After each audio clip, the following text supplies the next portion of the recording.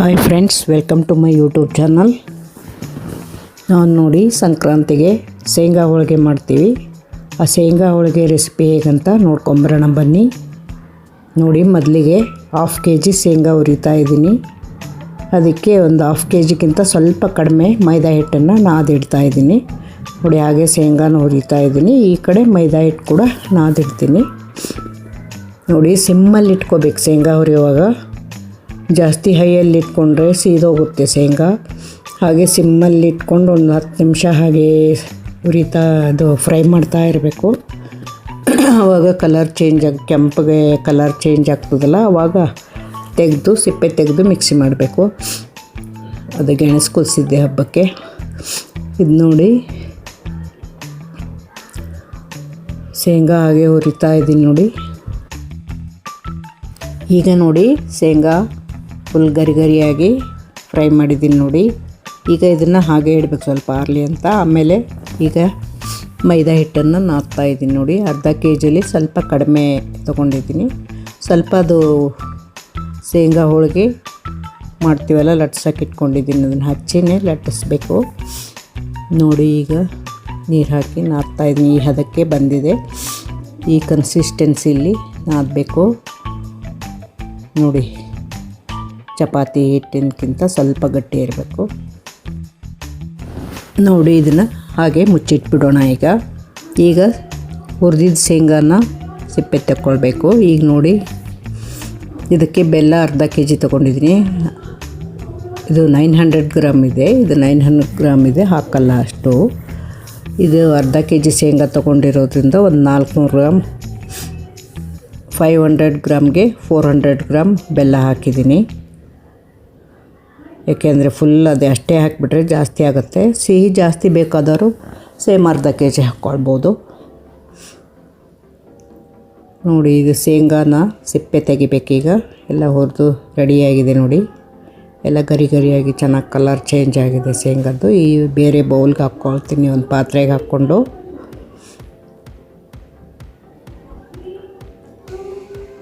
ಶೇಂಗಾನ ಸಿಪ್ಪೆ ತೆಗಿತಾ ಇದ್ದೀನಿ. ನೋಡಿ, ಈಗ ಈ ಒಂದು ಚಿಕ್ಕದ ಬೌಲ್ ತೊಗೋಬೇಕು.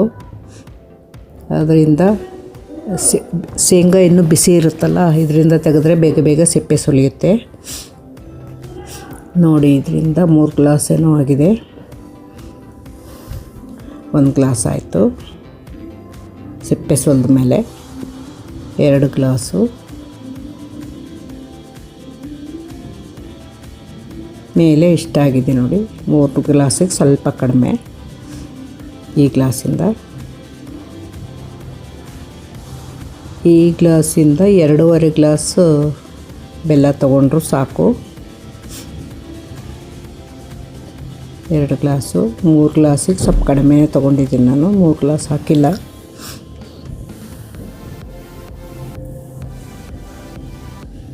ನೋಡಿ, ಇದು ಅರ್ಧ ಗ್ಲಾಸ್ ಇತ್ತು, ಅರ್ಧ ಗ್ಲಾಸ್ ಹಾಕಿದ್ದೀನಿ. 2.5 ಗ್ಲಾಸ್ ಟೋಟಲ್ 3 ಗ್ಲಾಸ್ ಹತ್ತತ್ರ ಶೇಂಗಾ, 2.5 ಗ್ಲಾಸ್ ಬೆಲ್ಲ ಹಾಕಿದ್ದೀನಿ. ಅಷ್ಟೇ ಸಾಕು. ಜಾಸ್ತಿ ಬೆಲ್ಲ ಆಗಿಬಿಡುತ್ತೆ 3 ಗ್ಲಾಸಿಗೆ. ಅಷ್ಟೇ ಸೇಮ್ ಹಾಕಿದರೆ ಅದಕ್ಕೆ ಸ್ವಲ್ಪ ಕಡಿಮೆ ಹಾಕ್ಕೊಳ್ಬೇಕು ಬೆಲ್ಲ. 2.5 ಗ್ಲಾಸ್ ಬೆಲ್ಲ ಹಾಕಿದ್ದೀನಿ ಇದರಿಂದ. ಈಗ ಮಿಕ್ಸಿ ಮಾಡ್ತಾಯಿದ್ದೀನಿ. ನೋಡಿ, ಮೊದಲಿಗೆ ಹೀಗೆ ಶೇಂಗಾ ಒಂದು ಸ್ವಲ್ಪ ಹಾಕ್ಕೊಂಡು ಮಿಕ್ಸಿ ಮಾಡಬೇಕು. ಈಗ ಮಿಕ್ಸಿ ಮಾಡ್ತಾಯಿದ್ದೀನಿ. ನೋಡಿ, ನಂತರ ಈ ತರಿಯಾಗಿ ಮಿಕ್ಸಿ ಆಗಿರುತ್ತೆ. ಅದಕ್ಕೆ ನಾವು ಬೆಲ್ಲ ತುರಿದಿಟ್ಕೊಂಡಿರ್ತೀವಲ್ಲ, ಇದು ಅಳತೆ ಮಾಡಿ ಇದನ್ನು ಹಾಕಬೇಕು ನಾವು. ನೋಡಿ, ಬೆಲ್ಲ ಕೂಡ ಇಷ್ಟಿಷ್ಟೇ ಹಾಕ್ಕೊಳ್ಬೇಕು. ಹಾಕ್ಕೊಂಡು ಎರಡೂ ಸೇರಿಸಿ ಮಿಕ್ಸಿ ಮಾಡಬೇಕೀಗ. ಅಂದರೆ ಚೆನ್ನಾಗಿ ಬೆಲ್ಲ ಶೇಂಗಾ ಎಲ್ಲ ಚೆನ್ನಾಗಿ ಮಿಕ್ಸ್ ಆಗುತ್ತೆ ಈ ಥರ ಮಾಡಿದರೆ. ನೋಡಿ, ಈಗ ಮಿಕ್ಸಿ ಮಾಡ್ತಾಯಿದ್ದೀನಿ.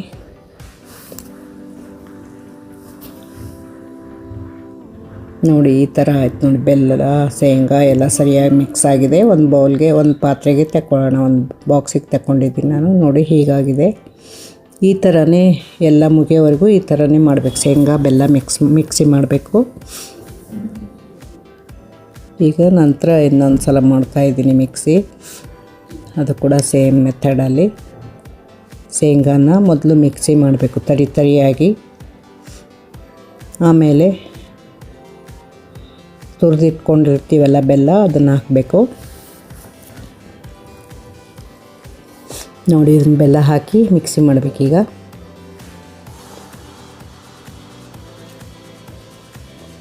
ಇದು ಗೊತ್ತಾದರೆ ತುಂಬ ಮೆಥಡ್ ತುಂಬ ಈಸಿ ಮಾಡೋದು. ಎಲ್ಲರೂ ಏನೋ ಕಷ್ಟ ಅಂದ್ಕೊಳ್ತಾರೆ, ಇದನ್ನು ಏನೂ ಕಷ್ಟ ಇಲ್ಲ, ತುಂಬ ಈಸಿ. ಮೊದಲೇ ರೆಡಿ ಮಾಡಿ ಇಟ್ಕೊಂಡ್ಬಿಟ್ರೆ ಒಂದು ದಿವಸ ರೆಡಿ ಮಾಡಿ ಇಟ್ಕೊಂಡು ಮರುದಿವಸ ಕೂಡ ಮಾಡ್ಬೋದು. ಶೇಂಗಾ ಬೆಲ್ಲ ಇದೆಲ್ಲ ರೆಡಿ ಮಾಡಿ ನಾದಿಟ್ಕೊಂಡ್ರೆ ಮರುದಿವಸ ಕೂಡ ಮಾಡ್ಬೋದು, ಅವತ್ತೇ ಬೇಜಾರು ಬಂದರೆ. ನೋಡಿ ಈಗ ಲಾಸ್ಟಲ್ಲಿ ಒಂದು ಸ್ವಲ್ಪ ಉಳಿದಿತ್ತು, ಹಾಕ್ತಾಯಿದ್ದೀನಿ.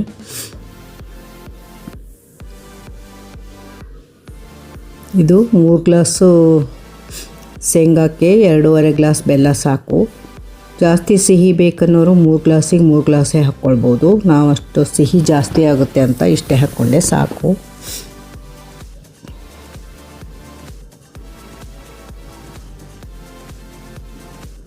ನೋಡಿ ಹೀಗೆ ಒಂದು ದೊಡ್ಡ ಪಾತ್ರೆ ಚಪಾತಿ ಹಿಟ್ಟು ನಾದ್ತೀವಲ್ಲ ಆ ಬೌಲಲ್ಲಿ ಹಾಕಿ, ದೊಡ್ಡ ಬೌಲಲ್ಲಿ ಹಾಕಿ ಈಗ ಇದನ್ನು ಚೆನ್ನಾಗಿ ಚಪಾತಿ ಹಿಟ್ಟಿನ ಥರ ನಾದಿಡಬೇಕೆಲ್ಲ. ಪುಡಿ ಪುಡಿ ಇರುತ್ತಲ್ಲ, ನಾದಿಟ್ಟರೆ ಚೆನ್ನಾಗಿ ಶೇಂಗಾ ಹೋಳಿಗೆ ಮಾಡೋಕ್ಕೆ ಈಸಿ ಆಗುತ್ತೆ.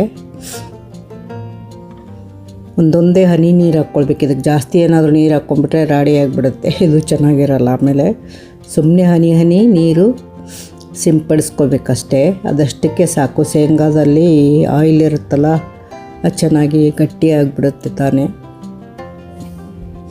ನೋಡಿ ಈಗ ಒಂದು ಸ್ವಲ್ಪನೇ ನೀರು ಹಾಕ್ಕೊಳ್ತಾಯಿದ್ದೀನಿ, ಹನಿ ನೀರು ಚಿಮ್ಮಿಸ್ಕೊಂಡು.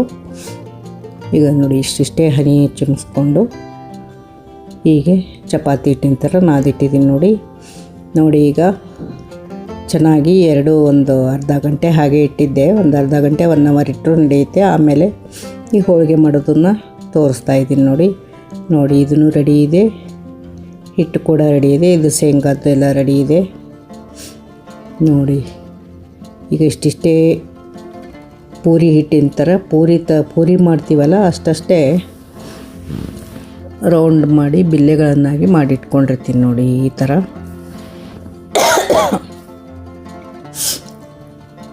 ನೋಡಿ ಈಗ ಇದನ್ನು ಲಟ್ಟಿಸ್ಕೋಬೇಕು. ಹಿಟ್ಟು ಹಚ್ಚಿ ಲಟ್ಟಿಸ್ಬೇಕು. ಇದನ್ನು ಎಣ್ಣೆ ಹಚ್ಚಬಾರ್ದು. ಎಣ್ಣೆ ಹಚ್ಚಿದರೆ ಶೇಂಗಾದಲ್ಲಿ ಮೊದಲೇ ಆಯಿಲ್ ಇರುತ್ತೆ, ಎಣ್ಣೆ ಹಚ್ಚಿದರೆ ಟೇಸ್ಟೇ ಬರೋದಿಲ್ಲ. ಇದಕ್ಕೆ ಹಿಟ್ಟು ಹಚ್ಚಬೇಕು. ಮೈದಾ ಹಿಟ್ಟು ಸ್ವಲ್ಪ ತೆಗೆದಿರ್ತೀನಲ್ಲ ಅರ್ಧ kg, ಅದರಿಂದನೇ ಹಚ್ಚಿ ಲಟ್ಟಿಸ್ತಾ ಇದ್ದೀನಿ.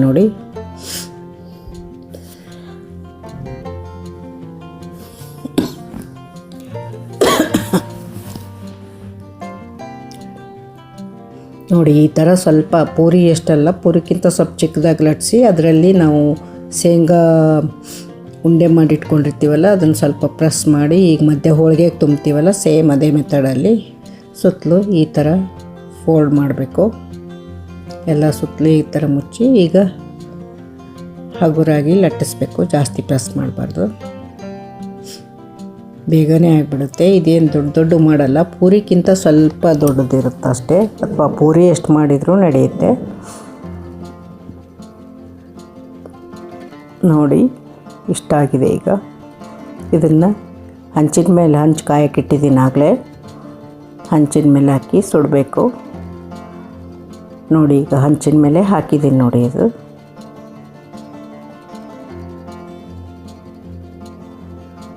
ನೋಡಿ ಈಗ ತಿರುವು ಹಾಕಿ ಸುಡಬೇಕು.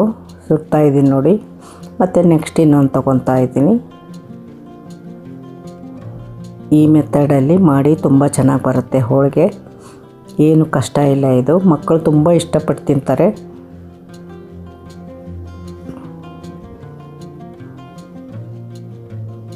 ನೋಡಿ ಅದು ಸುಡ್ತಾ ಇದೆ.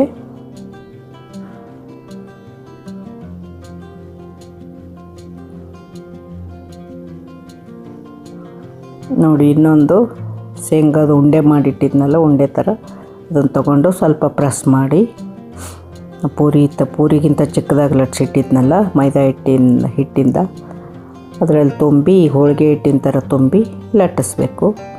ಜಾಸ್ತಿ ಪ್ರೆಸ್ ಮಾಡಬಾರ್ದು, ಹಾಗೆ ಹಗುರಾಗಿ ಲಟ್ಟಿಸ್ಬೇಕು. ನೋಡಿ ಈ ಥರ ಲಟ್ಟಿಸ್ಬೇಕು. ಇದು ಒಬ್ಬರೇ ಮಾಡ್ಬೋದು. ನಾನು ಒಬ್ಬಳೇ ಅರ್ಧ kg ಮಾಡಿದ್ದೆ, ತುಂಬ ಈಸಿ ಮಾಡೋದು.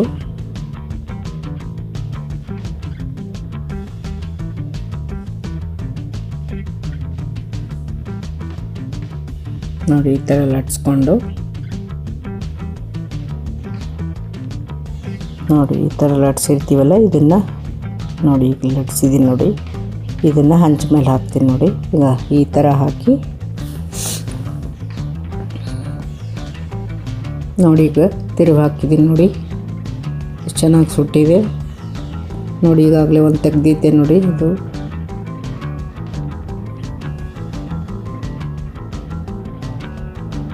ತುಂಬ ಚೆನ್ನಾಗಿರುತ್ತೆ, ಮಕ್ಕಳಿಗೆ ಕೂಡ ಚೆನ್ನಾಗಿರುತ್ತೆ. ಬೆಲ್ಲದಲ್ಲಿ ಐರನ್ ಇರುತ್ತೆ, ಅವಾಗವಾಗ ಮಕ್ಕಳಿಗೆ ಬೆಲ್ಲನೂ ತಿನ್ನಿಸ್ತಾ ಇರಬೇಕು. ಅದಕ್ಕೆ ಈ ಥರ ಮಾಡಿಕೊಟ್ರೆ ಮಕ್ಕಳು ಇಷ್ಟಪಟ್ಟು ತಿಂತಾರೆ. ಇದಕ್ಕೆ ತುಪ್ಪ ಹಾಕ್ಕೊಂಡು ತಿನ್ಬೋದು. ಈ ಹೋಳಿಗೆಗೆ ಒಂದು ವಾರ 15 ದಿವಸ ಇಟ್ಟಬೇಕಾದ್ರೂ ತಿನ್ಬೋದು, ಏನೂ ಆಗೋಲ್ಲ, ಇವು ವಾಸನೆ ಆಗೋಲ್ಲ.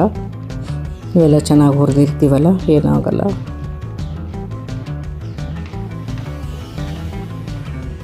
ನೋಡಿ ತೆಗಿತಾ ಇದ್ದೀನಿ ನೋಡಿ, ಎಷ್ಟು ಚೆನ್ನಾಗಾಗಿದ್ದಾವೆ.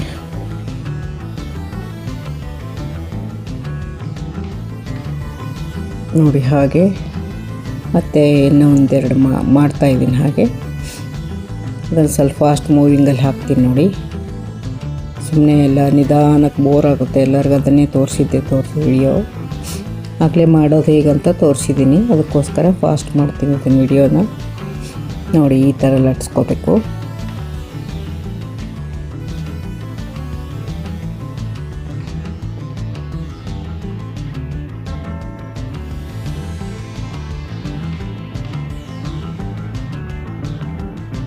ನೋಡಿ ತುಂಬ ಚೆನ್ನಾಗಾಗ್ತವೆ. ಮನೆಯಲ್ಲಿ ಹೀಗೆ ಮಾಡಿಟ್ಬಿಟ್ರೆ ಯಾರಾದರೂ ಗೆಸ್ಟ್ ಬಂದರೂ ಕೂಡ ಊಟದ ಜೊತೆ ಕೊಡೋಕ್ಕೆ ಚೆನ್ನಾಗಿರುತ್ತೆ. ಮಕ್ಕಳಿಗೂ ಸ್ಕೂಲಿಂದ ಬಂದಮೇಲೆ ತಿಂತಾರೆ ಈ ಥರ ಮಾಡಿಟ್ರೆ. ನಿಮಗೆ 1 kg ಮಾಡೋಕ್ಕಾಗಲ್ಲ ಒಂದೇ ಸಲ ಅಂದರೆ ಒಂದೊಂದು ಅರ್ಧ kg ಮಾಡಿಟ್ಬೋದು. ಅದು ಖಾಲಿ ಆದಮೇಲೆ ಮತ್ತೆ ಬೇಕಾದರೂ ಮಾಡ್ಬೋದು. 1 ಮಂತು 2 ಮಂತ್ಗೂ ಒಂದು ಸಲ ಮಾಡಿಟ್ರೆ ಆವಾಗವಾಗ ತಿನ್ನೋಕ್ಕೆ ಚೆನ್ನಾಗಿರುತ್ತೆ.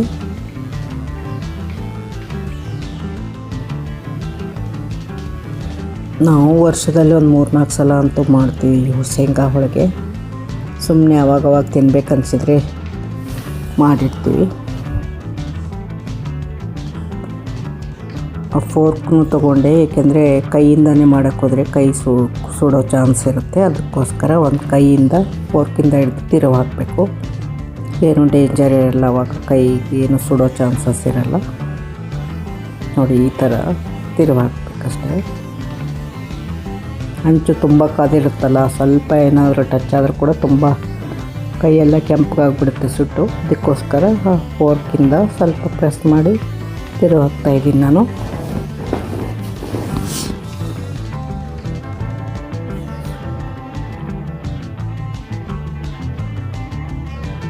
ಯಾರಿಗೆಲ್ಲ ಈ ಥರ ಹೋಳಿಗೆ ಮಾಡೋ ನನ್ನ ವಿಡಿಯೋ ಇಷ್ಟ ಆಯಿತು ಅವರೆಲ್ಲ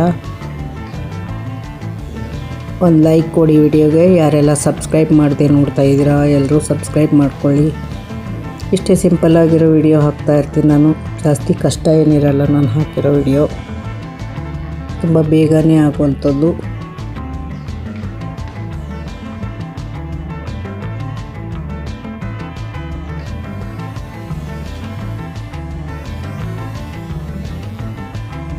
ಏನು ಸಿಹಿ ಹೋಗಿಲ್ಲ, ಸ್ವಲ್ಪ ಹೋಗಿ ಬರ್ತಾಯಿದೆ ಅಷ್ಟೇ. ಅದು ಸ್ವಲ್ಪ ಮಧ್ಯೆ ಬೆಲ್ಲ ಇತ್ತದು, ಅದು ಬೆಲ್ಲದಿಂದ ಹಾಗೆ ಬರ್ತಾಯಿದೆ ಹೋಗಿ. ಒಂದು ಕಡೆ ಬೆಲ್ಲ ಒಂದು ಸ್ವಲ್ಪ ಇತ್ತು, ಅದಕ್ಕೆ ಆ ಥರ ಬರ್ತಾಯಿದೆ. ಸಿಹಿದೇನು ಹೋಗಿಲ್ಲ ಅದು.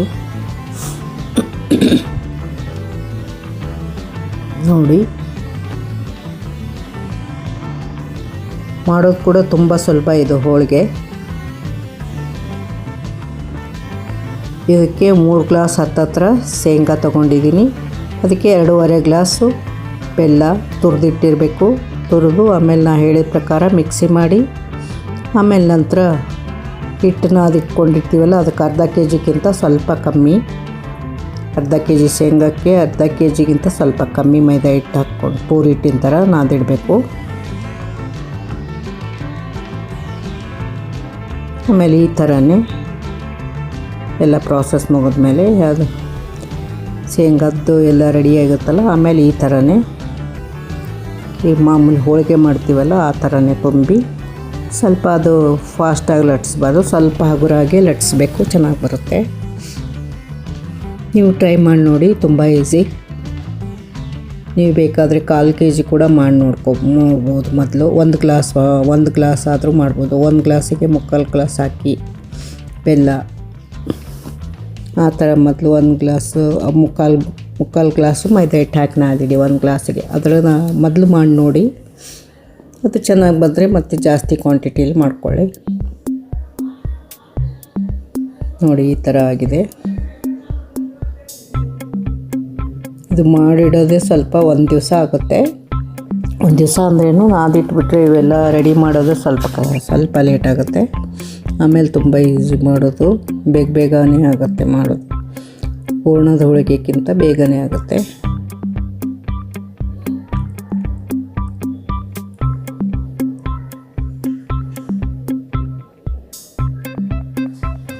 ಇದುವರೆಗೂ ಯಾರೆಲ್ಲ ವಿಡಿಯೋ ನೋಡಿದ್ದೀರೋ ಥ್ಯಾಂಕ್ ಯು ಸೋ ಮಚ್.